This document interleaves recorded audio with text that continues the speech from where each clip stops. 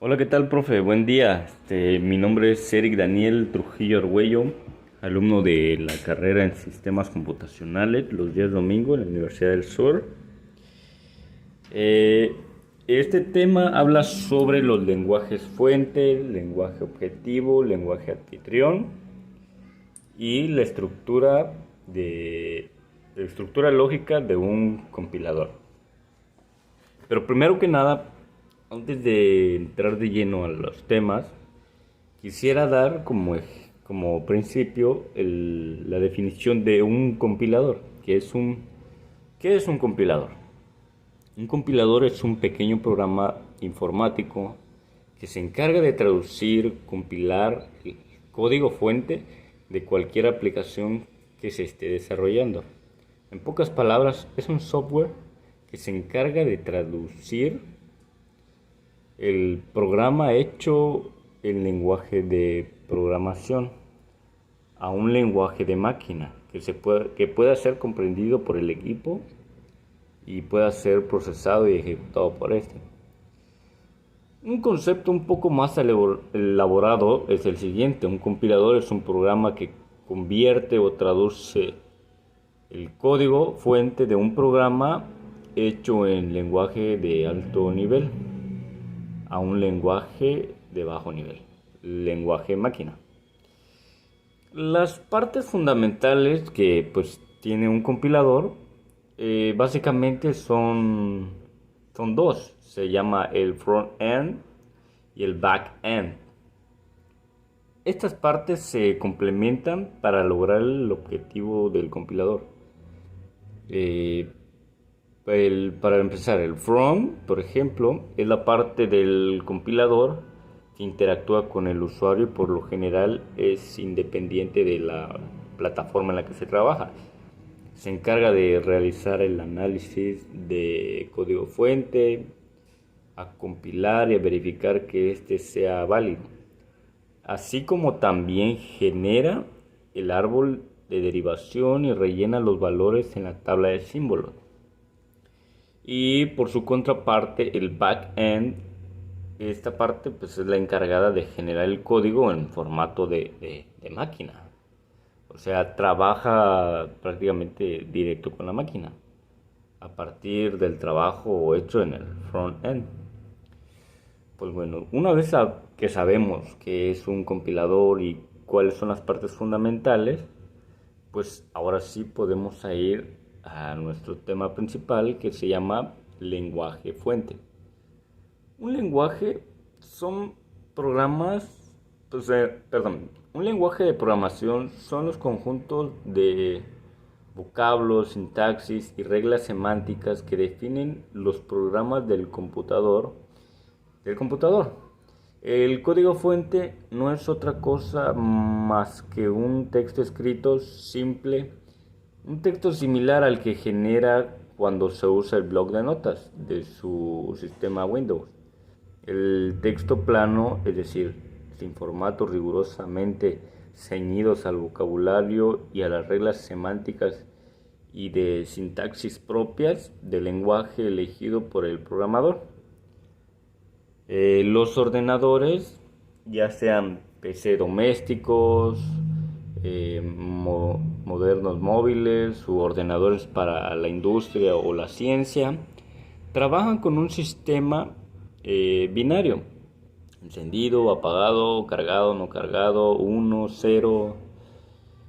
Una secuencia de estados bits indica al ordenador lo que tiene que hacer, mientras que los conocimientos de la tecnología informática se creaban comandos con estas dos condiciones.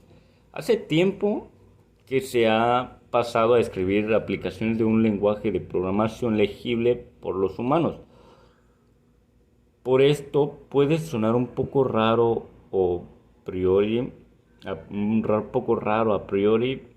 pues para los profanos en un código fuente gal, es una galimatía que otra cosa. En este contexto, legible por los humanos es antónimo de legible por las máquinas, mientras que los ordenadores solo trabajan con valores numéricos. Las personas utilizamos palabras para comunicarnos, al igual que las lenguas extranjeras. Los lenguajes de programación también tienen que aprenderse antes de utilizarse. Los lenguajes fuentes tienen que aprenderse a utilizarse, como son los lenguajes que usan para desarrollar aplicaciones o páginas web.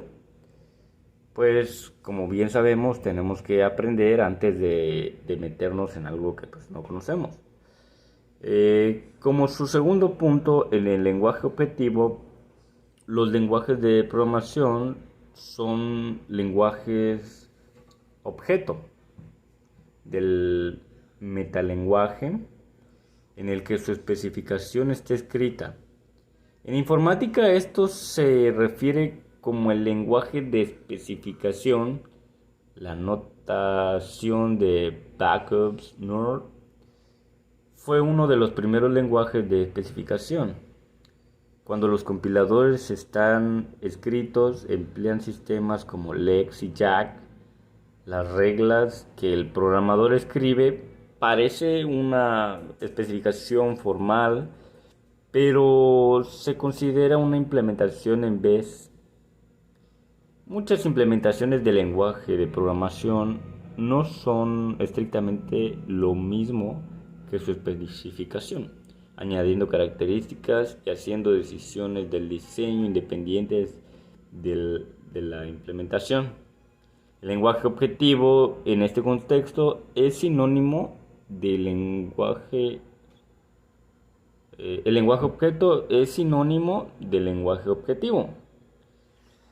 El lenguaje objeto de una traducción normalmente es un lenguaje máquina, pero puede ser otro tipo, como lenguaje ensamblador, como lenguaje de compilación, como lenguaje objeto de compilación. Es normalmente lengua de la máquina. El término archivo objeto significa un archivo que contiene una instrucción específica hacia la máquina, y a veces el programa traducido se llama simplemente objeto. El lenguaje objeto no debe confundirse con lenguaje orientado a objetos, que es un tipo de lenguaje de programación que organiza el entorno del programador en objetos que pueden ser usados a modo similar a la forma drag and drop. Bueno, pues entonces pasamos al siguiente, que sería el lenguaje anfitrión. Los lenguajes de las bases de datos se diferencian de los lenguajes de programación tradicionales en que trabajan directamente con los datos que son persistentes. Es decir, los datos siguen existiendo una vez que el programa que los creó haya concluido. Las relaciones de las bases de datos y las tuplas de las relaciones son ejemplos de datos persistentes. El acceso a la base de datos solo es un componente de las aplicaciones del mundo real, mientras que los lenguajes para el tratamiento de datos como SQL son bastante efectivos para el acceso a datos. Se necesita un lenguaje de programación para implementar otros componentes de las aplicaciones, como las interfaces de usuario o la comunicación con otras computadoras. La manera tradicional de realizar las interfaces con las bases de datos con los lenguajes de programación es incorporar SQL dentro del lenguaje de programación. ¿Sí? Los lenguajes de programación persistentes son lenguajes de programación extendidos con estructuras para el tratamiento de los datos persistentes. Los lenguajes de programación persisten, pueden distinguirse de los lenguajes con SQL incorporado, al menos de dos maneras. La primera, en los lenguajes incorporados en el sistema de tipo de lenguaje anfitrión, suele ser diferente del sistema de tipos del lenguaje para el tratamiento de los datos.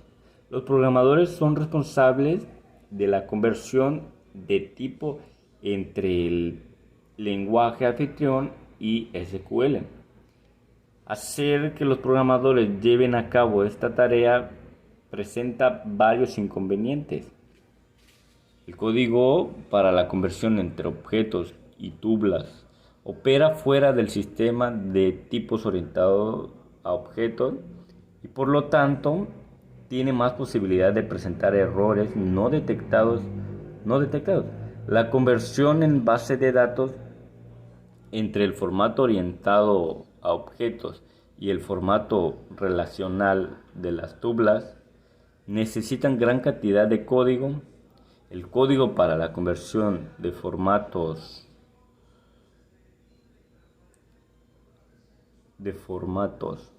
junto con el código para cargar y descargar con base de datos puede suponer un porcentaje significativo de consultas. Se halla totalmente integrado con el lenguaje anfitrión y ambos comparten el mismo sistema de tipos. Los objetos se pueden crear y guardar en la base de datos sin ninguna modificación explícita del tipo o del formato. Los cambios de formato necesarios se realizan de manera transparente. Esos son los tres lenguajes que especifica en los requerimientos: lenguaje fuente, lenguaje objetivo y lenguaje anfitrión.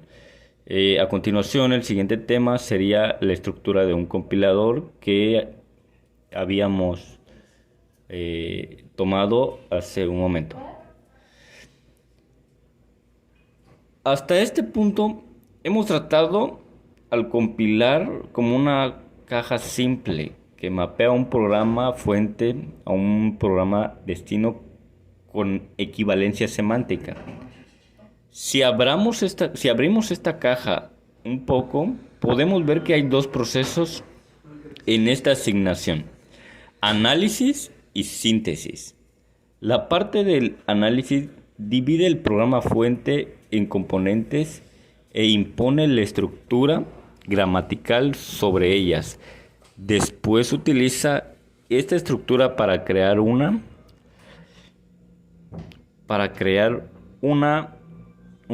La parte del análisis divide el programa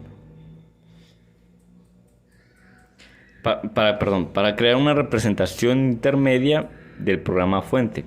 Si la parte del análisis detecta que el programa fuente está mal formado en cuanto a la sintaxis o que no tiene una representación intermediaria del programa fuente,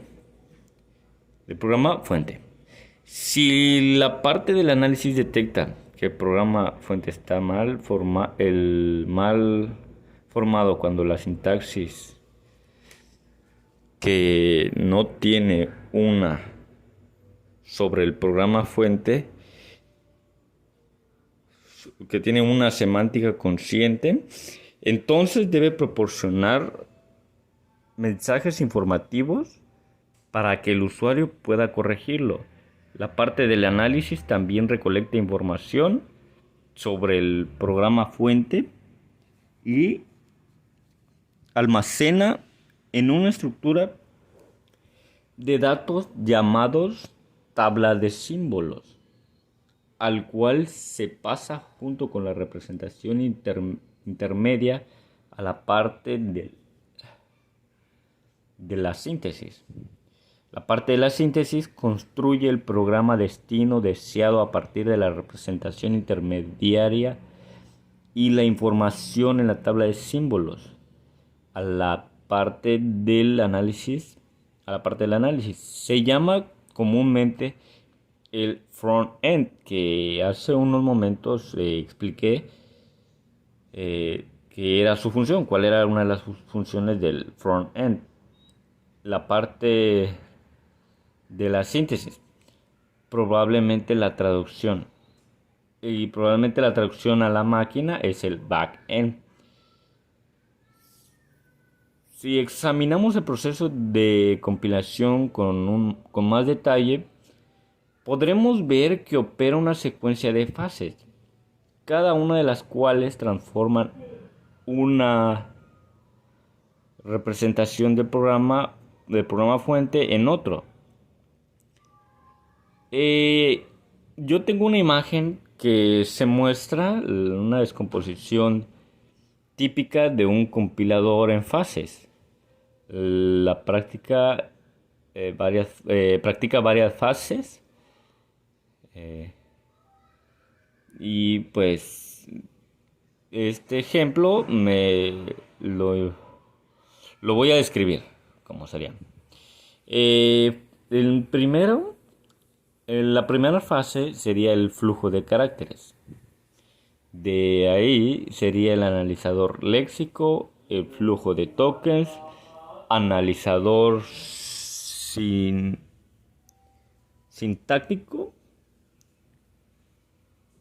sintáctico, perdón. Árbol sintáctico, analizador semántico, árbol semántico, generador de código intermedio, representación intermedia, optimizador de código independiente de la máquina, representación intermedia, generador de código, código de máquina, destino, optimizador de código independiente de la máquina, código, máquina, destino. Esos son algunos de los procesos que bien usa un compilador cuando para dar las órdenes de lo que una persona o un programador escribe, y esos son algunos de los procesos que usa para traducírselos a la máquina y pues que esta máquina comprenda lo que se le está mandando. Muchos de los lenguajes que se usan actualmente son como lenguajes de C, C++, C Sharp, JavaScript, PHP. Todos esos lenguajes tienen un compilador, pero no, o sea, pero el compilador tiene como obligación cambiar lo que nosotros escribimos, ahora sí que nuestro lenguaje que nosotros entendemos y podemos desarrollar y aprender más, todo ese lenguaje, el compilador lo pasa a un programa que los elabora como unos y ceros en un código binario, por ejemplo, porque todas las máquinas se rigen por códigos binarios, se rigen por unos y ceros, como bien comenté hace un momento, que pues los ordenadores domésticos, modernos, móviles o ordenadores para la industria cuentan con un sistema binario de apagado e encendido, unos y ceros, una secuencia pues de estados bit. Eso es lo que un compilador hace como principio, es elaborar la orden y pues convertirlas en unos y ceros. Los lenguajes fuente pues se pueden realizar desde muchas partes, como por ejemplo pues, del blog de notas, donde puedes realizar un lenguaje fuente como un lenguaje de HTML, en el que al compilarlo pues te elaboras una página web. Y pues eso sería todo, profe. Espero que le haya sido de su interés, le haya agradado. Espero que pase buen día y que mi video haya sido de su agrado, profe. Muchas gracias. Hasta la próxima, profe.